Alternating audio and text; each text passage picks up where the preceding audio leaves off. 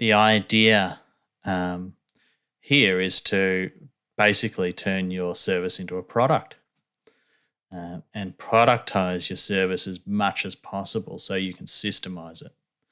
This is something I have not managed to achieve fully in my business, but it is something that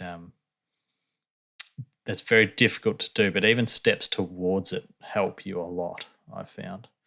I've got an interesting sort of caveat or parenthesis to this discussion about products and services that is this. So I got told by one of my mentor that if you sell products, the best people at selling products sell their product as a service. And the best people who sell their services as a product. So if you go to the Apple store or something like that, they've wrapped, or you go to Mercedes or something, not that I have been in a Mercedes dealership, or go to Lamborghini or something. You've been in one of those, though? Every Saturday. No, I'm kidding. They wrap, well, I've got a Volkswagen, right? And they do this too. They wrap a bunch of services around their product to make it feel very much differentiated from the other products. If you go to the Apple store, it's a full service that you're getting there to buy that product. Mm-hmm. And if you go to a car dealership, they serve you coffee. They've got these sort of extra programs when you go to get your car service there. It's all very much, you get treated very like it's kind of bespoke to you. You feel like that. You go in and you're treated very well by the people. And they've wrapped all these other things around it. And then the opposite, if you sell a service, productizing your service is often a great idea because it makes it very defined and very able to be sort of made better and better and better. And because sometimes I found selling a service, which is I'm in a service business, it's very difficult to describe to customers what you actually do. I think there's two things in there, mate, that I want to point out. One, I think the business environment that your business operates in is very, very complex. And I think there's a lot of things that are complex, but because of the varying needs of what it is that your business services, these are completely different projects, depending on what the client's projects are. It means that it's very hard to template out a lot of what you do. And so you need to look at other ways of templating out what you do as opposed to the actual specific output that it is that you do. And because you guys provide like engineering orientated services from a construction standpoint. And now design. Standpoint. Okay, just add in. Any others, mate? No, that's it for now. But watch this space. We also do digital engineering and a lot of drone flights too now. So if you need one of those, hit me up on the Instagram comments. And you'll be giving signatures after the episode. Oh yeah. So I think the space that you operate in, even the design business, mate, these are very specific to the need of the environment that you're designing or delivering for. It changes from every single one. And so it's very hard to template that up. Whereas you move into the Stapleton agency, which is the topic of discussion in the book.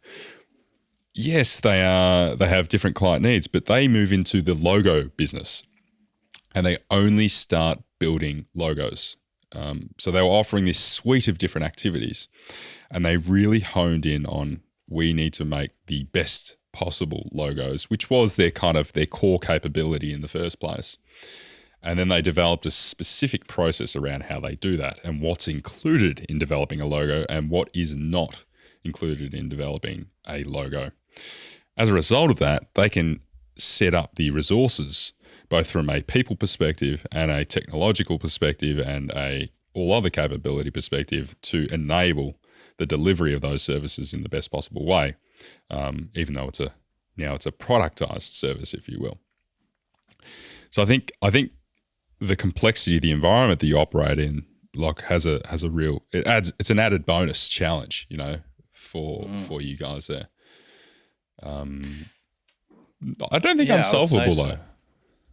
Well, I think that this is probably where I hit a bit of a beef with old John, is that you have to be super careful at that point where you're like, all right, we're only doing logos now, So I could probably do that and say, oh, we're only going to do estimating now.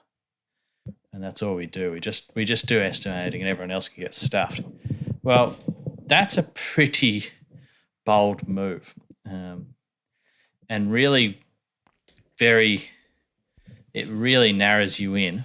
And I think it's got to be done with some nuance. So I'd be careful following that piece of advice, because you are really putting your eggs in one basket. And unless you've read the market really, really well, that could be problematic if you did it all at once. This is exactly right, mate. I totally agree with you here in that when you are moving to that, this happens very quick in the book, and I think it's something that doesn't get, again, explicitly called out that probably should. You look at the startup methodology for developing a product, or how the startups develop products. There's this whole MVP cycle that happens, and there is a ton of market research that needs to happen in that, and continual market research feeding the beast of building any product, which is that needs to be intrinsically linked with the capabilities of the founder and the founding team, if you will, which is where you get into this product, founder, market, fit cycle.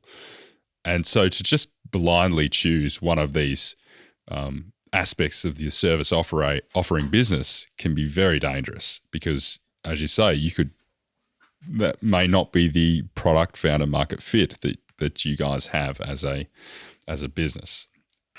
I would probably say, yeah. So what he's trying to say here is, and I'm sure it works if you get it right, is you need to basically make sure that your business doesn't rely too much on yourself. You've got to build a business that is ready to sell, even if you don't intend to sell it. So point 2 then is to really turn your business into a machine in a good way. And to do that, you need to be focused. So productize what you're doing and start thinking about it as a process. So if you do logo design, you want the 5-step logo design process, which he goes through in the book. Part 1 is you go and see the customer. Part 2 is you come up with a number of sketches, just in black and white. Part 3 is you go and show them, et cetera, et cetera. And that's your standard way of doing it. And you'll get bloody good at doing that. But he's sort of saying, pick the best thing you're good at and just hone in on that. And I would agree with that to a point. But what I would say is that maybe you, where possible, don't just, pick the thing you're great at and maximize the return from that, but don't necessarily have to shut down everything else you're doing in the meantime. But you want to know what the drivers of success are in your business and then optimize the hell out of them. Yeah, I definitely agree with that. The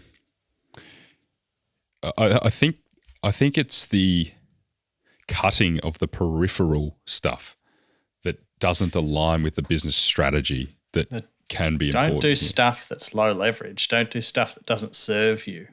Fire the customers who are a pain in the ass if you can. And then you're starting to get a system, aren't you? Then you're starting to get something that's going to generate returns and value that you can reinvest and make make yourself even better. And as you start defining what you can do, other people can do it. So the stress that's on you, if you want to keep it at roughly the same size, is now gone. And that's a key point of his, is that it dramatically reduces the stress on the founder if you can start thinking and doing things in this way.